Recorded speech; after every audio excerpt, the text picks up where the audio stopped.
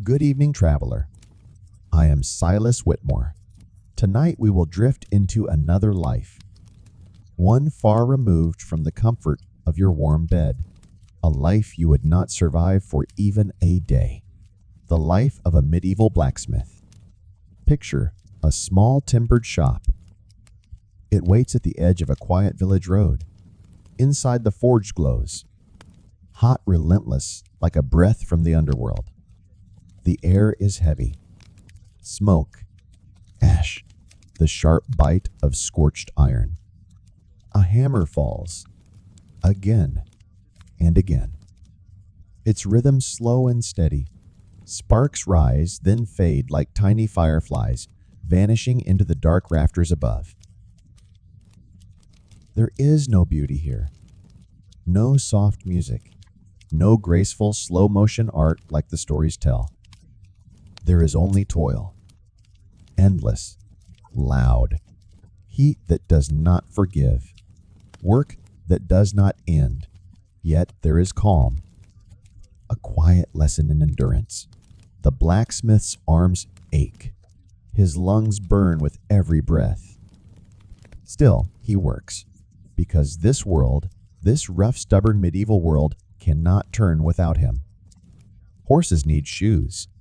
Plows must be mended. Swords, nails, hinges shaped before the day's end. No one waits kindly. So now settle yourself. Feel the hum of your own room. Let your breath slow. We will wander deeper into the smoke and the fire. And if you find yourself enjoying this quiet journey, leave a 1 in the comments. If not, press that like button anyway. It may soften the blows to come. You are born not into a noble hall, but into a world of soot and iron. There is no cradle of silk, no land to inherit. Only the forge and the bitter, smoky air that clings to your first breath. From the moment you can stand without tumbling into the fire pit, your life is bound. You belong to the hammer and the anvil. Your family's craft is not a choice. It is a chain heavy, unyielding. A lineage of backs bent with labor. Lungs scarred by smoke. Hands hardened until they feel like dry oak bark. Your father, the blacksmith, is a man carved from heat and silence. His words are few. Mostly grunts, sighs, and the command, "Hit it harder." His face bears the soot-stained creases of years. His eyes reflect the orange glow of the forge more often than the light of day. By 6 years old, you are not a child. You are an apprentice. The word sounds grand now, like a title from a guild, but here it means you are a small, unpaid assistant. No rights. No play. Only soot on your cheeks and burns on your forearms. Your toys are the iron tongs. Your playground is the dirt floor beneath rafters, blackened by smoke. The furnace hisses beside you, hot enough to sear the hairs from your brow if you step too close. Even the air itself feels heavy, as if the forge drinks all comfort from the room. Other village children chase chickens or skip stones along the river. Their laughter echoes in the distance light as wind. But your games are different. Guess how hot this is with your hand. Hold the hammer until your arms give way. Do not cry when the nail bends again, or father will throw a horseshoe and speak to you only through silence. Childhood is not a season for you. It is a rumor told by people with softer hands, softer lives. Yet there is a rhythm in all this. The hiss of water on glowing iron, the roar of the fire, the steady ringing cadence of hammer on steel. They form a strange lullaby, a song of survival. And as you stand barely tall enough to reach the workbench, you begin to understand. This is only the beginning. The hammer will never rest, and neither will you. But the forge is more than your inheritance. It is both your prison and your teacher. As the first embers of this life glow, we move now into the fire itself, the heart of the blacksmith's world. Your apprenticeship begins before you truly understand what work is. At 6 years old, your hands are small, soft, but the hammer they grip is heavy as fate.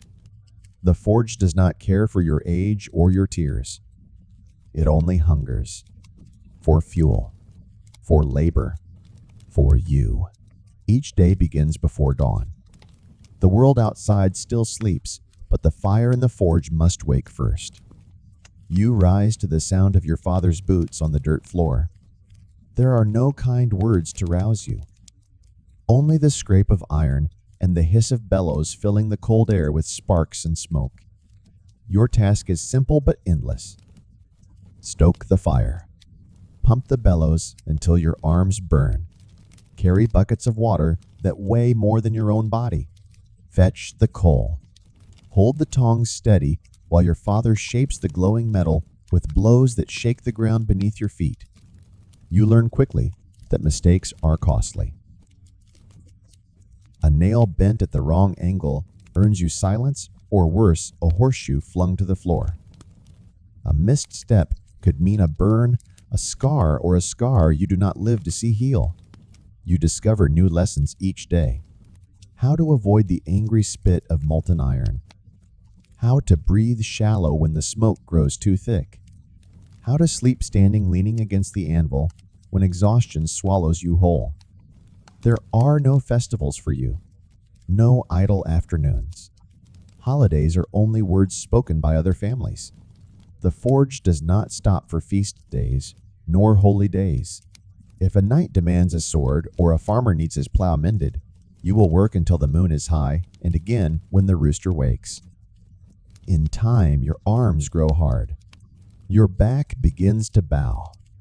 You carry weight without thought buckets, logs, or the heavy hush of fatigue.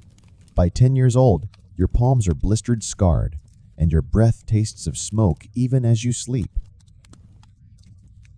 While others, your age, chase fleeting games in the fields, you chase sparks and pray that none of them land on your skin. And yet, this is only the shaping the first strike on the metal of your life. The forge is not yet finished with you, for beyond the ache and the ash lies the true heart of the blacksmith's fire. And it burns hotter still as we step closer into its relentless heat. Step closer into the forge. The air here is alive. It trembles with heat. Each breath tastes of ash iron and smoke. The scent lingers bitter metallic like a storm held inside your lungs. The walls are blackened with soot. The rafters drip with years of smoke, each beam etched in shadow. Even the tools are dark, their handles polished smooth by 100 blistered palms. The sound is constant. The bellows wheeze in long, heavy breaths. The fire snaps, sending sparks to dance along the floor. The hammer falls again and again, each strike ringing through your bones. It is not music. It is a drumbeat, slow, relentless echoing off the stone walls until even your thoughts begin to move with its rhythm. The heat is worse than any flame you've known. It does not burn in moments. It seeps layer by layer until your skin is damp, slick, and stings with salt. Your shirt clings heavy and wet. The air near the forge wavers like water blurring your vision, so every tool, every shadow seems to shift and sway like a mirage. Step too near, and the heat can steal your breath. Step too far, and your father's voice, low and sharp, drags you back. Even standing still feels like work. The floor beneath you radiates warmth, as though the earth itself is lit from below. Sweat runs into your eyes, turning every blink into a sting of salt and grit. The smell of iron coats your tongue, so that every sip of water tastes faintly like metal. But there is no escape, for this is the forge, the heart of your world. And whether you shape a horseshoe, or a blade, or a simple nail, every piece is born from this furnace, with your labor folded into its fire. When night comes, the forge dims, but never dies. The embers still glow, whispering faint heat, like a beast at rest, waiting to be woken. You wipe the soot from your face, though it never truly fades. The ringing of hammer and anvil lingers in your ears even as you step outside into the cool dark. And as the night air chills your sweat, you know this place will call you back when dawn returns. And so as the embers fade to shadow, we step now toward the man who rules this world of heat. Your father, the blacksmith, the master whose word is law. He is more than a father. He is the forge in human shape. Broad shoulders blackened with soot, arms corded with muscle veins like the roots of some ancient tree. His hands are cracked and scarred, each line filled with a lifetime of ash. His face rarely soft. The heat and the weight of years have carved it into furrows deep as the channels of molten iron he pours. His eyes are pale, almost colorless, like steel cooled too quickly. And when he looks at you, it feels less like a gaze and more like a hammer strike. He speaks rarely and never in softness. His words are commands clipped and heavy. Hold it. Turn it. Hit harder. A nod when your strike lands true. A grunt or worse silence when it does not. There is no praise, no comfort. Only expectation. His voice, low and rough, rumbles through the workshop like distant thunder warning before the storm of his temper arrives. When he teaches, he does not guide your hand. He does not ease the work. He shows once, then watches. And if your arms shake or your grip falters, his shadow looms closer, heavy as the heat.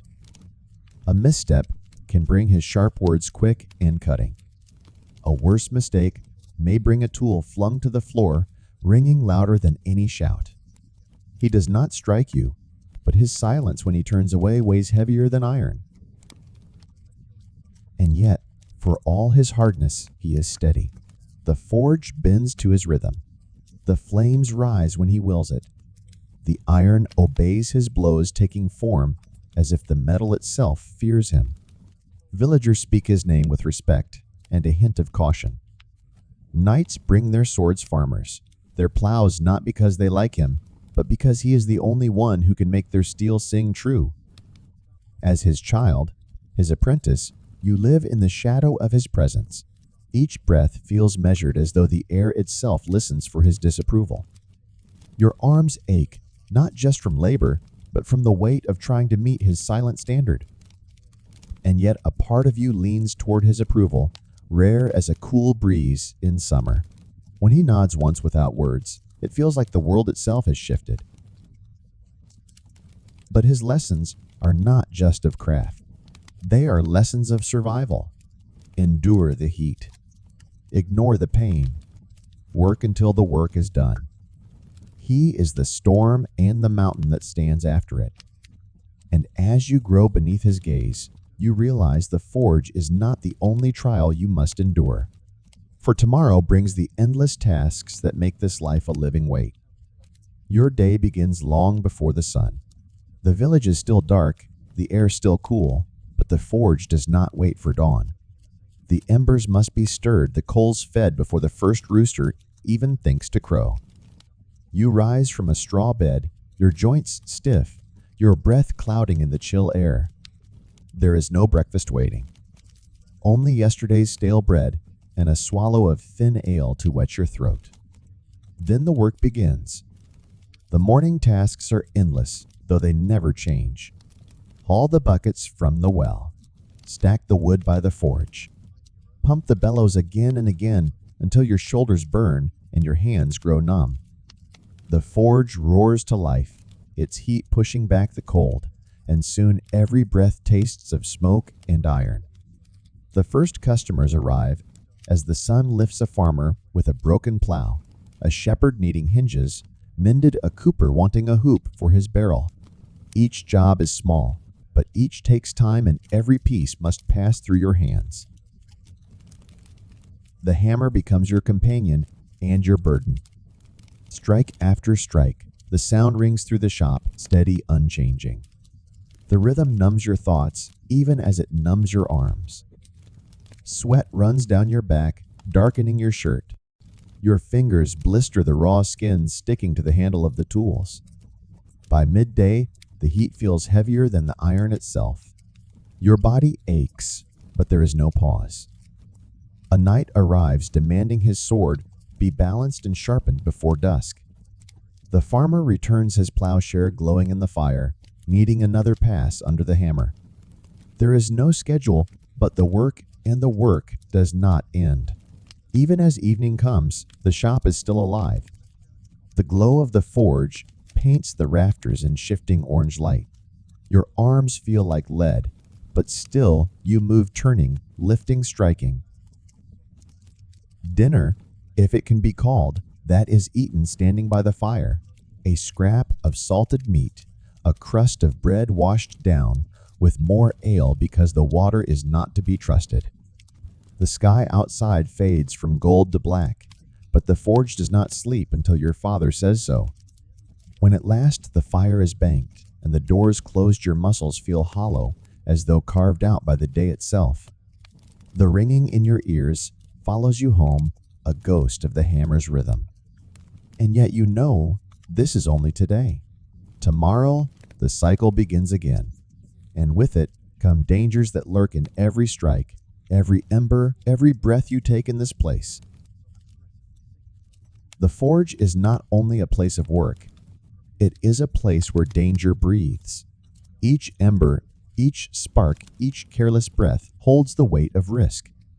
The heat alone can steal your strength, slow your thoughts, and leave you swaying as if the floor itself tilts beneath your feet. The molten iron hisses like a living thing. One careless movement, and it leaps, snapping outward in droplets that burn through cloth, skin, even wood.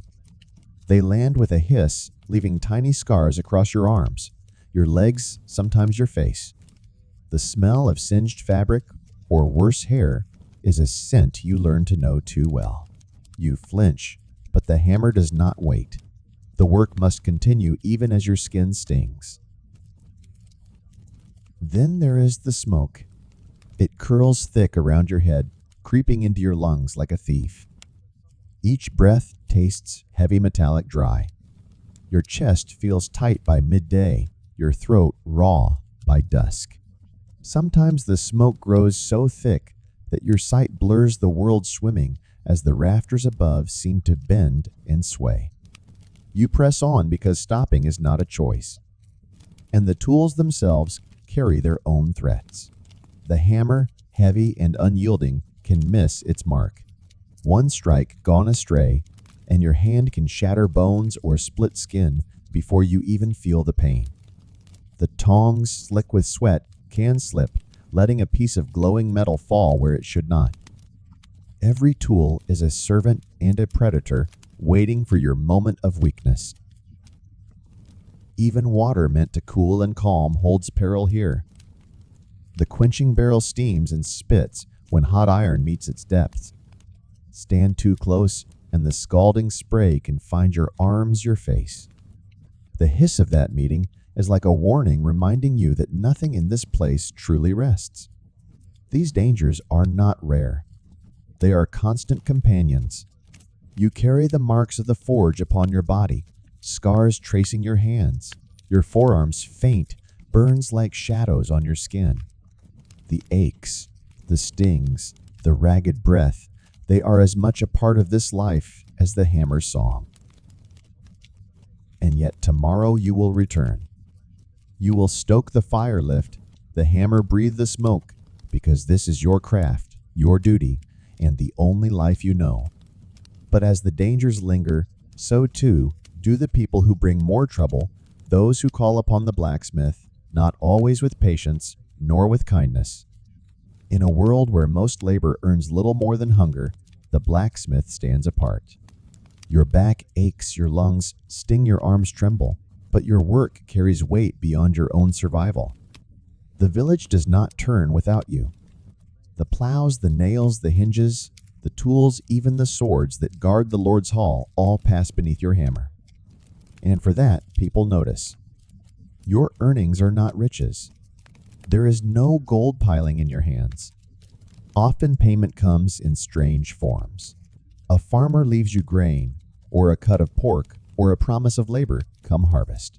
A shepherd brings wool. A tanner leaves leather scraps. Only the wealthiest knight's merchants, the Lord's steward, pay in coin. Yet even with barter, your family eats more steadily than most. The fire of the forge, for all its cruelty, keeps the cold of true hunger at bay. There is a measure of respect, too. While peasants bend to the land and merchants haggle in the streets, you stand in your forge, shaping the bones of their world. Men nod when you pass. They greet you even if their words carry little warmth. A blacksmith is not loved, but he is needed, and in these times, need carries more power than affection. Knights come to you with steel, dulled from battle expecting miracles, before the sun sets. Merchants want locks, hinges, tools, all made to last beyond a season. Even the local lord may call for a blade or chain. When they step into your shop, they speak with careful tone. They may outrank you by birth, but for that moment as the forge roars, they rely on your craft. And yet this standing is double-edged. For every nod of respect, there is a whispered expectation.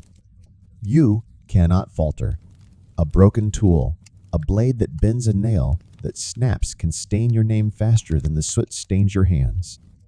People need you, but they do not forgive easily.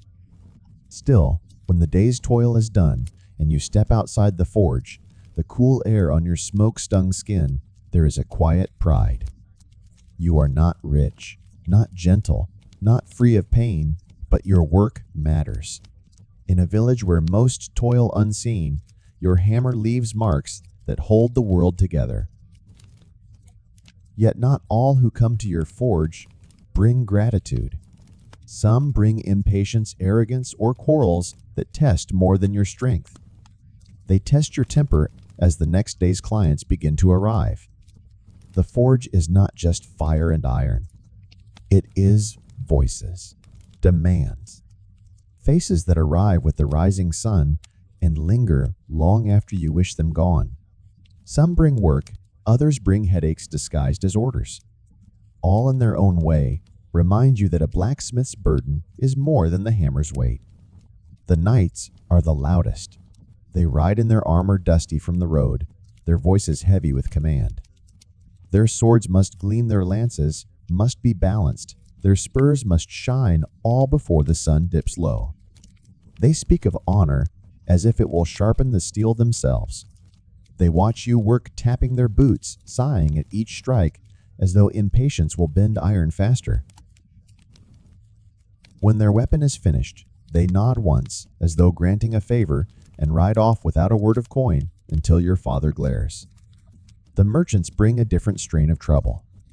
They want hinges, locks, and tools, but always at half the price. They count your hours as though they were beads weighing every moment. If a hinge squeaks, even after months of rain, they will return their voices dripping with false courtesy, asking for a replacement as though you had wronged them by building anything mortal. Then there are the villagers' neighbors you see each day. They bring their carts, their plows, their cracked pots, asking for repairs. They smile, but their voices carry whispers of barter bargaining with chickens, with sacks of grain, with promises that often vanish with the next harvest. You mend their tools not for profit, but because if you refuse, their murmurs will carry your name through every corner of the village.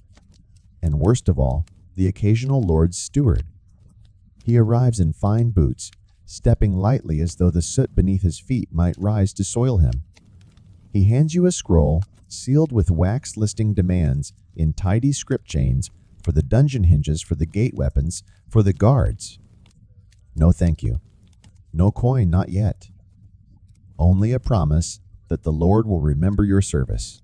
Your father, jaw tight, accepts because refusal is not survival. These customers are part of the rhythm as constant as the smoke and the sparks. You learn to nod, to listen, to take their coins, their barters, or their empty promises, and continue. For even as they leave behind frustration, they leave behind the next meal, the next log for the fire, the next threadbare coin to keep the forge alive.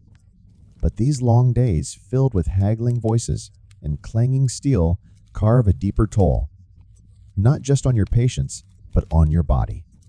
For the work, the heat, the weight of it all begins to bend you inside and out in ways no coin can mend. Over the years, the work does not just tire you, it reshapes you. The hammer, the heat, the endless weight carve their mark into your bones, your breath, your very stance. A blacksmith is not merely a man, but a figure bent and burned into the image the forge demands. Your back begins to curve long before your hair grays. The hours of lifting, striking, leaning press your spine into a slow, stubborn arc. Each morning rising from your straw bed feels like climbing a hill, though you have not yet left your room. Your shoulders ache before the first log is placed on the fire, and by night, your body feels as though it is made of the very iron you shape, heavy, unyielding, and cold inside. Your hands grow unrecognizable. The skin thickens, cracks, hardens. The fingers twist slightly stiff from years of gripping tools too tightly too often. The scars overlap pale lines like rivers on a worn map. Even at rest, your hands never quite unclench. They twitch, remembering the weight of the hammer as if your muscles refuse to believe the work has ended. Breathing changes too. The smoke drawn into your lungs day after day leaves its trace. Your chest feels tight more often. You cough in the mornings, a low, rough sound that shakes your ribs. Some nights, the air feels heavy, even in sleep, as though the forge lingers in your lungs, glowing faintly like the embers you leave behind. Sleep itself offers little comfort. When you lie down, your body protests, every joint stiff, every muscle humming with dull ache. The ringing in your ears, born of iron striking steel, follows you into dreams. Even silence feels loud, the ghostly echo of the day's labor filling the stillness of night. Sometimes you wake before dawn, not because you must, but because your body no longer remembers how to rest. And yet, there is no stopping. These aches, these scars, these hollow breaths are not seen as weakness. They are simply the shape of the life you lead. The forge takes and takes and takes, but it gives too. Food on the table, fire in the hearth, a place in the village. So you rise each day despite the weight of your own limbs, because this is not just work. It is survival. But survival has its tricks. There are ways to endure the hammer, the smoke, and the aches. Old habits passed from smith to smith that keep a man standing through the endless years by the fire. And soon you learn them all. To endure the forge, the hammer, the smoke, a blacksmith must learn more than his craft. Skill alone does not keep a man standing when the years grow heavy. There are small habits, old tricks passed quietly from one smith to another, whispers in the glow of the embers that keep the body and the spirit from breaking. The first lesson is to breathe carefully. Not deep, not greedy. The smoke is thick, and it bites the lungs if you drink it in. Old smiths teach you to take shallow breaths through a damp cloth, if you can spare one, letting the air cool and settle before it reaches your chest. It does not stop the sting, but it softens it enough to last through the day. The second is to move with rhythm, not rage. The hammer feels lighter when it follows a steady pattern, when your arm becomes part of the motion rather than a fist fighting the metal. Old masters say a smith who swings in anger tires by midday, but one who swings in rhythm can work until the stars are high. There is wisdom too in drink, though not the clear water from the well, which is often unclean. A mug of weak ale, cool and mild, is the blacksmith's companion. Not to dull the senses, but to soothe the throat, to wash away the taste of iron, and to keep the body steady beneath the heat. Too much, and the hammer grows wild. Too little, and the smoke steals your voice by nightfall. Then there is rest taken, not when you wish, but when the forge allows. A few breaths, leaning on the anvil, eyes closed, listening to the low hum of the embers. A stolen moment, no more than a handful of heartbeats, but enough to remind your body it still belongs to you, not just to the work. And finally, the habit of silence. The forge is loud enough with its roar and its ringing steel. A blacksmith saves his voice, saves his breath, saves his strength by letting the hammer do most of the speaking. Words are few. The rhythm, the sparks, the glow of the fire carry the rest. These quiet practices do not make the work easy. Nothing can. But they soften the edges, blunt the bite of the forge. They keep you whole long enough to see another day, another order, another evening where the fire dims and the cool air touches your smoke-stung skin. And in those rare evenings when the forge sleeps, you find small moments of ease. A quiet bench, a cup in hand and company, if the night is kind. There are nights, though few, when the forge sleeps. The fire banked and quiet glows only faintly like the breath of a creature too tired to stir. Your arms still ache, your lungs still carry the taste of smoke, but for once there is no hammer waiting, no voice calling you back inside. The night belongs to you. You find your way to the village tavern. It is small, its beams low and darkened by years of hearth smoke, its air thick with the smell of molten wood. The benches are worn smooth, the mugs chipped along their rims. Yet here, the world feels softer. The heat from the forge fades to a distant memory, replaced by the hum of voices, the low crackle of a fire that does not demand your labor. A mug of weak ale rests in your hand, cool, slightly bitter. It washes away the taste of iron, if only for a little while. The weight in your shoulders eases. The ache in your fingers dulls beneath the faint warmth of the drink. Around you, other faces, some tired, some smiling, speak in soft tones. Farmers mutter about weather. A shepherd hums a low tune. No one demands. No one hurries. The air itself feels slower. Sometimes a companion sits beside you. Another laborer, perhaps a tanner or a cooper. Words are few, but there is comfort in the quiet company. You share a nod, a sip, perhaps a low remark about the day's work before letting silence take over again. Here words do not matter as much as the simple act of sitting, breathing, and knowing that for a short while nothing needs to be struck, carried, or mended. The night passes gently. The tavern's fire dwindles its glow soft against the dark wood. You rise your steps slow, your breath steady. The cool air outside brushes against your skin, carrying the sense of earth and pine scents untouched by smoke or metal. Above, the stars scatter across the dark, calm sky, still silent, distant. These moments do not last long. Tomorrow the forge will roar again, the hammer will ring, and your body will ache anew. But tonight there is stillness. And in that stillness, a quiet reminder you are not only the hands that strike or the lungs that breathe smoke.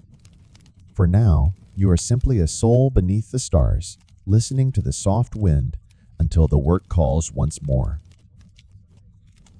The night is still. The forge sleeps at last.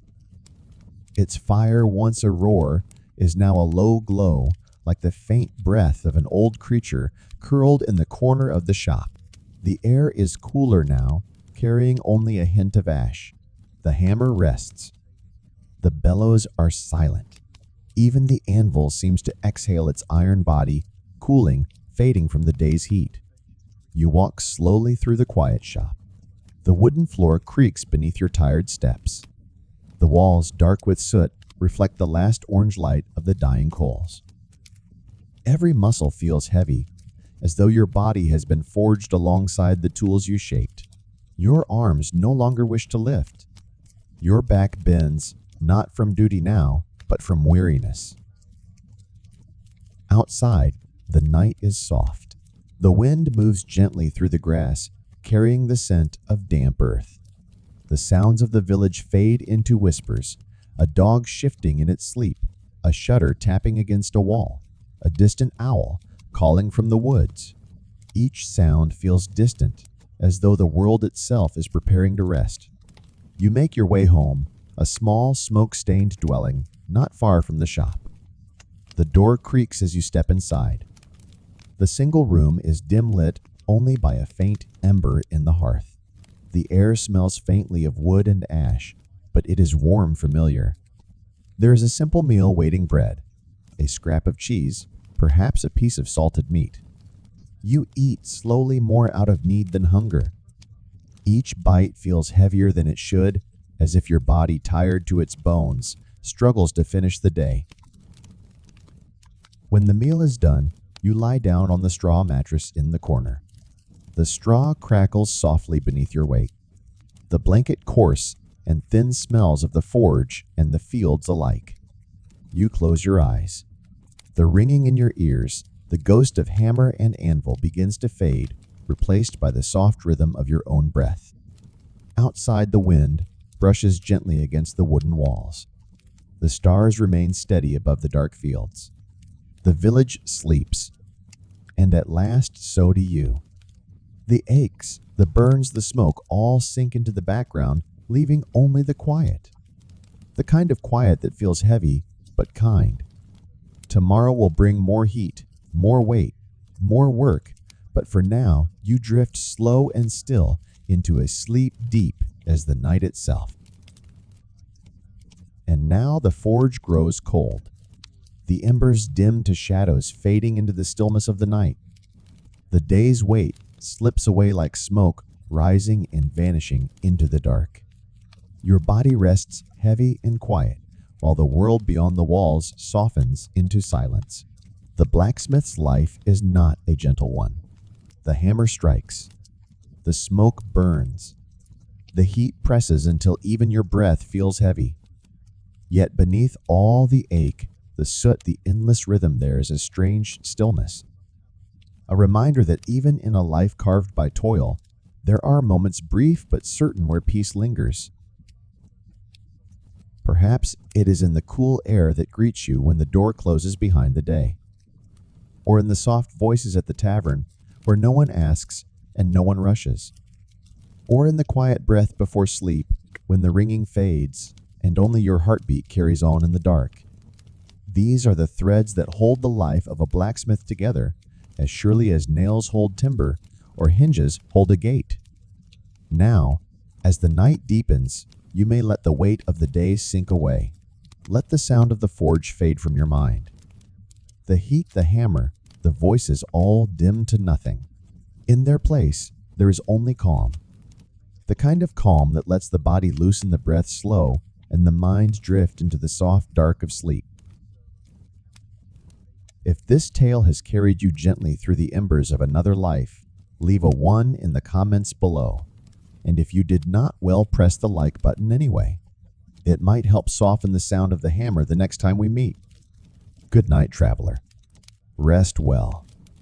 I am Silas Whitmore, and until the next story, may your dreams be quiet and your sleep deep as the still night itself.